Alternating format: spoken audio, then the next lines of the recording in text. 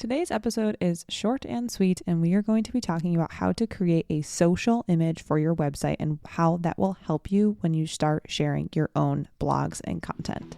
Let's go. Welcome to the Up in My Business podcast with me, Lex Lancaster, where you'll get an inside look at all things tech, business, and my life as a physical therapist turned digital operations expert.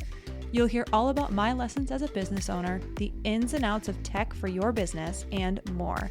From SEO, websites, and email marketing to automations, launches, and copywriting, I've got you. I'm so excited you're here. Let's dive in. Before we jump into today's episode, let's talk about our sponsor, Jane. Jane is an all-in-one practice management software designed to help you create documentation, book in your clients, schedule, process payments, and run your entire practice online. The team at Jane knows your time is valuable, so they've created online intake forms to help you spend less time on paperwork and more time with your patients. They are amazing, by the way. These intake forms are fantastic. To streamline your intake process, Jane makes it easy to automatically email intake forms at the time of booking. You can gather patient data, consents, insurance information, and payment details all before your patient even walks through the door. And to help them remember to fill out their forms, Jane has you covered with a friendly email reminder sent 24 hours prior to their appointment. To learn more, head to jane.app/guide or use the code LEX1MO at signup to receive a 1-month grace period applied to your new Jane account. That is, again, LEX1MO at checkout.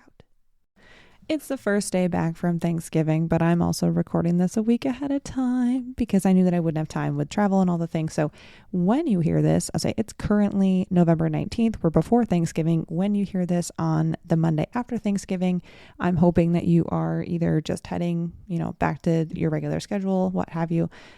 We will be just getting back into the swing of things after traveling. So I knew that I wanted to record this episode before. So I don't have any life business updates because all of those things were shared last week. But the one thing that I do want to make sure I mention is that I am officially scheduling into the new year. I don't know. I did mention that I have one coaching call that's open in December. By the time this is live, I do not know if that will be taken, but I'm scheduling into, I think I might have said December. I am scheduling into 2024, January and February 2024. So if you are looking to work with me, make sure you reach out, get on my schedule for January or February. And yeah, that's all I have for you. So make sure you're reaching out ahead of time. I know that I'm officially booking out at least 2 weeks. And then with this year, I'm booking officially into 2024. Like I know that I have nothing. So, for what it's worth, just reach out. I can get you on the schedule for next year early on, especially if you know ahead of time, which we all love to do that anyway. So that's what I have for you. All right. So let's dive into today's episode. This episode is inspired by SEO School, just because I know that I'm going to be having a lot of people who are publishing new content on their website and doing updates to their website. So I wanted to make sure I recorded an episode all about social images. So here's the thing. When you share your website, whether it's a text or Facebook, a little preview of your website comes up. If you don't have what we call a social image, typically that ends up being your logo, and oftentimes it's cut off. So for me, I always want to make sure that that logo doesn't get cut off because it looks better, but you can also have a very specific social image. So some people use like patterns with their logo on top of it, or some people just use a photo, what have you. But the key is, and understanding this is really, really important, is that you can't have one size. So when you share something via text, it's usually a square. When you share it on something like Facebook or LinkedIn, it's a different size. It's usually like the Facebook, I don't know the exact size, but it's like an announcement on Facebook, a post. It's not a square. So what we have to do is create a template, if you will, for our social image that fits in both of those sizes. So I'm going to describe to you how to do that inside Canva, and then you can go create your own social image. So I am saying social image. That is what they call it in Squarespace. So if you don't know where to find that, you can just type it in the search bar when you're in your website editor, and social image will come up. If you just heard me, I just tap my microphone with my chapstick that I'm playing with. You can just type that into the search bar. So type social image and it'll pop up where you can edit that. So inside Canva, what you're going to do is do a square design. So you'll just start with an Instagram square. You can honestly just type that in, or you can do a square that is 2000 by 2000 pixels. You can also do 1500 by 1500 if you want to just have a smaller image, which is perfectly fine. Now on that image, when you're in Canva has a very good, what we call like grid. And if you pull things too close to the edge, it's going to highlight that grid. So it's a square inside of a square. So I want you to find where that grid is. And then I want you to understand that you have to keep your whole design. So you want to make sure that the part that you don't want to be cut off is inside that square, but also not touching the edge of that square. So my safe zone, if you will, is, a little bit of space on all sides of that square within a square. So it's even smaller than the little border that Canva will give you for the edges. Now, the whole design is going to show when you share it. So yes, we want to make sure we have a design on the whole thing. And I say design, for me, it's just a white background with my logo on it. And if you want to just start with that, cool. Some people will put like a pattern on as the background and then their logo in the safe zone.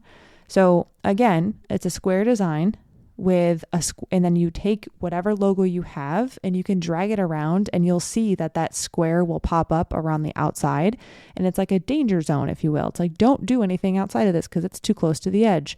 So once that grid pops up, the square pops up within the square, just note that you have to keep your design even smaller in that square. So not to the edges of that square. I would actually shrink it down a little bit more and then put it in the safe zone and put it in the middle of the screen, of course.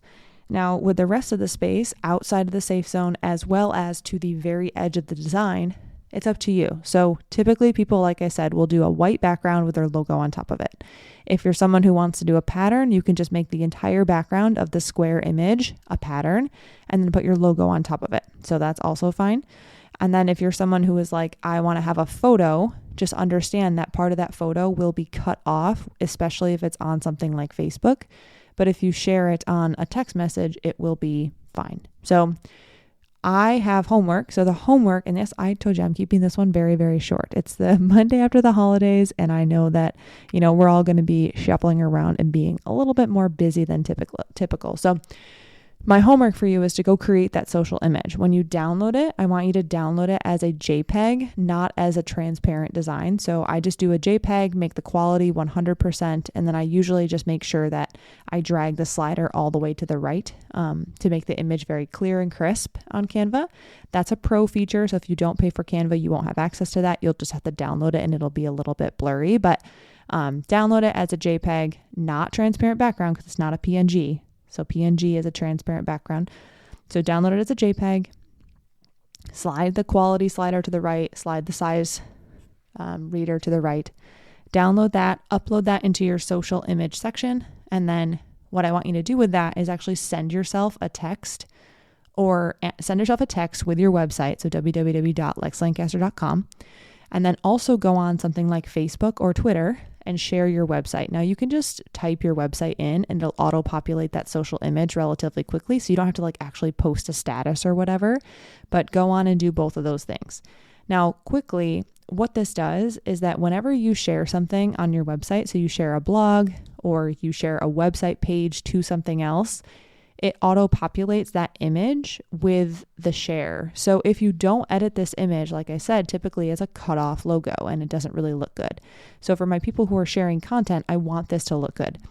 Some people will notice that in the back end of Squarespace or any other website builder, you can have different social images for each of your blog posts.